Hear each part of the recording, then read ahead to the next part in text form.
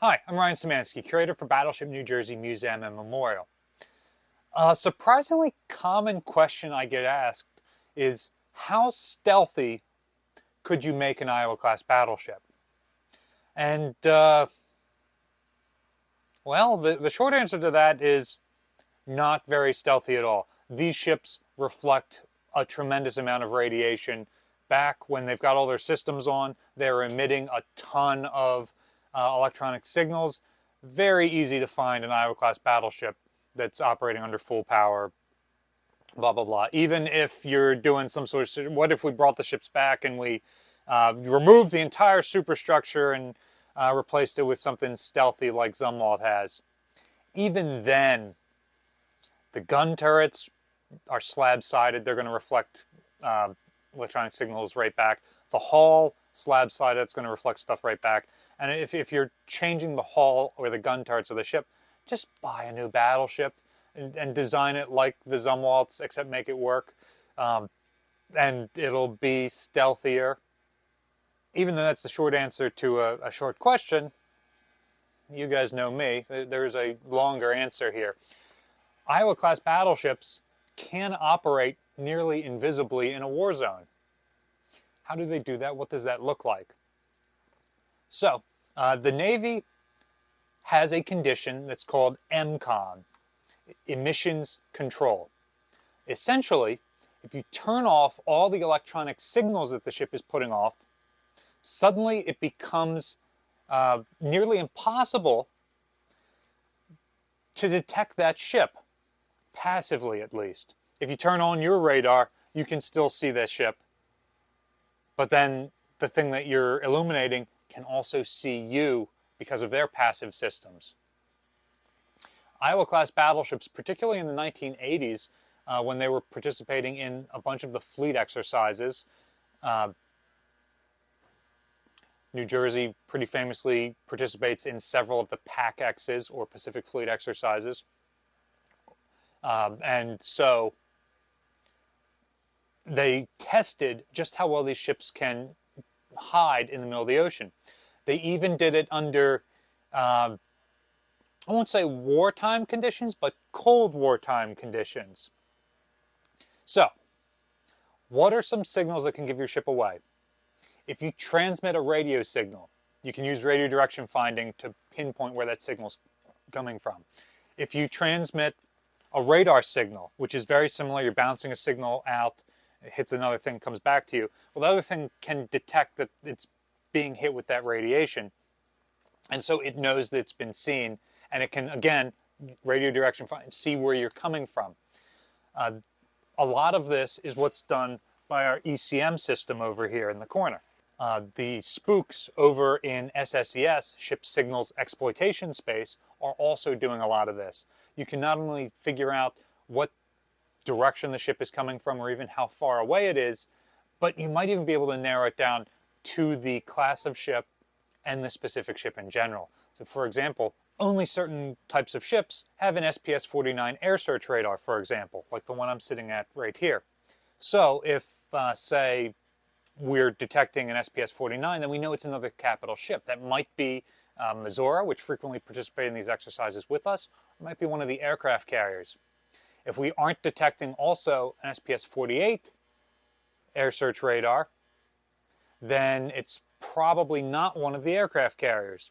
So you can narrow down based on what electronic signals you're seeing or what combination of signals, what type of ship you're engaged with.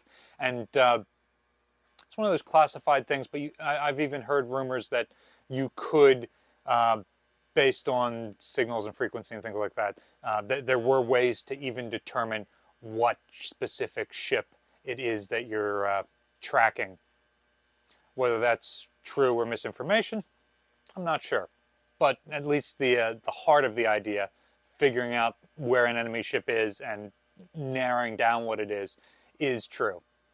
Nowadays, when you're operating under MCOM, the crew is even supposed to turn off their cell phones because the signals of those searching for satellites, searching for reception, or receiving calls, things like that, might even be enough of electronic signal to pinpoint where that vessel that's trying to be stealthy is hiding. Not so much an issue when the Iowa-class battleships were in service. I say this all the time, but your cell phone has more computing power than this entire battleship put together.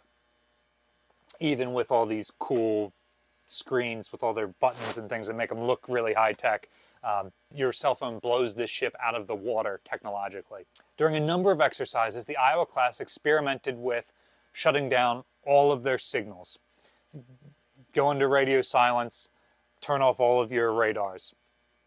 Sometimes they would even have other ships transmit their signals. So for example, if New Jersey and let's say the cruiser Long Beach, that often operated alongside of us, were sailing together and New Jersey turns everything off and breaks away, and Long Beach continues to transmit using both her call sign and New Jersey's call sign, everyone assumes that Long Beach is the whole task force. They don't realize that New Jersey has detached. Bismarck famously does something like this when she and Prince Eugen are operating together, and Prince Eugen detaches and Bismarck keeps going with the entire Royal Navy behind her, and Prince Eugen's able to escape. Just one famous example, but this happens hundreds of times throughout modern history with both ships and other things that are emitting signals, like aircraft, etc. So this culminates in a story that I've heard a number of times. I can't say I've seen it written down or can even give you specifics of, oh, it was PAC-X 89 or whatever. But there's a very famous story that Missouri does something just like this, disengages and actually finds a storm front, is able to get in there. So not only can you not detect her electronically, but you can't detect her with aircraft at that point either, because they're looking down at a rainstorm. They don't see any ships there. And she was able to sail not just within gun range of, I'll say enemy. This was an exercise, so it was other American ships, but this enemy, simulated enemy task force, carrier task force, and basically pops up in the middle of them during this rainstorm. And depending on who tells the story, there's a bunch of different ways that they have told it, but illuminates everybody with searchlights or flips on all their electronics to illuminate everybody electronically, and then basically transmits, you're within gun range, we win, or something along those lines.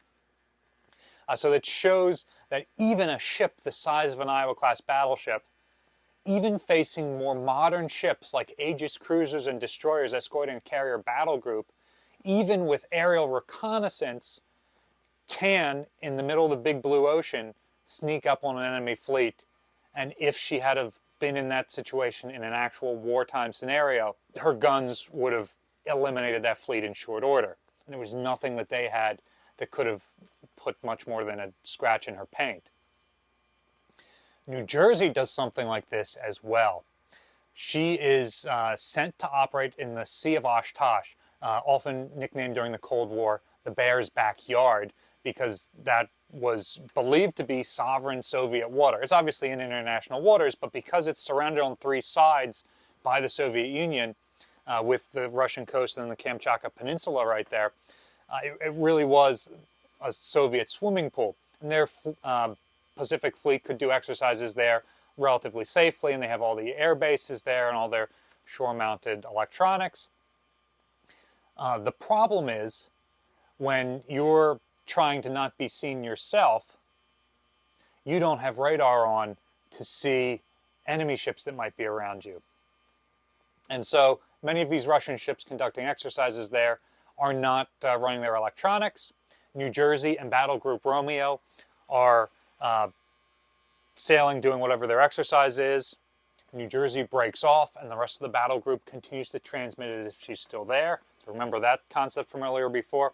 New Jersey sails into the Sea of Oshkosh, and eventually, I think it was a Russian Bear reconnaissance aircraft finds her. It's like, that's too big to be a Russian ship. What's that doing here? And then the realization, oh my goodness, the American ships have snuck up on us. So they scramble some of their Pacific Fleet ships like Sovereignty-class destroyers and some of their surface action type ships and go and shadow New Jersey. But it's after she's been able to operate in their backyard uncontested for a while. This was just some of the gunboat diplomacy going on during the Reagan administration that was part of the reason why he brought the battleships back in the first place. If this battleship is able to get that close to you, if you're not able to sink it at long range with massed air attacks or massed cruise missile attacks, and it gets within range of its guns to you, you have lost whatever battle is about to be fought.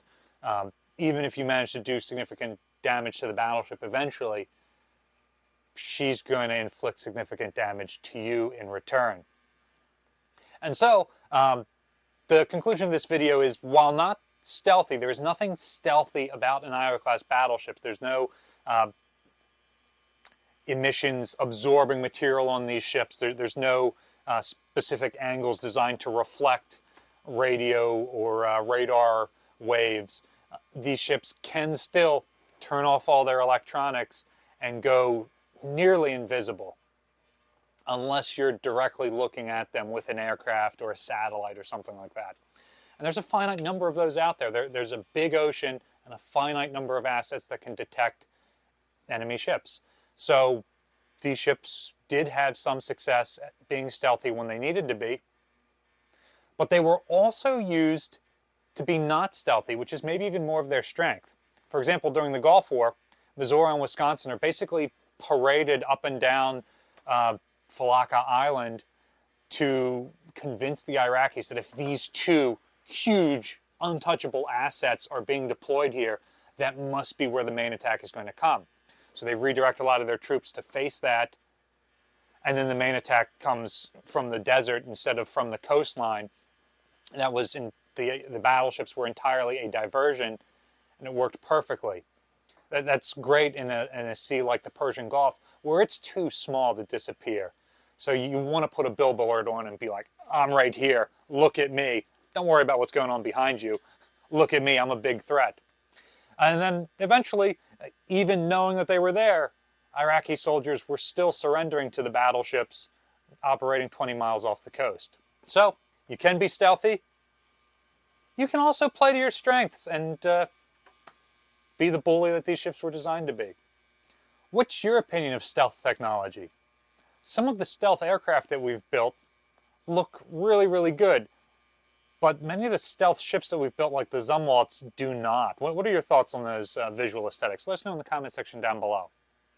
Battleship New Jersey receives operating support from the New Jersey Department of State, also from a number of other businesses and private individuals like yourselves. We really appreciate the support. There's a link in the description below if you'd like to continue donating to support the museum. You can also support us by liking, sharing, and subscribing so more people find about us and our channel. Thanks for watching.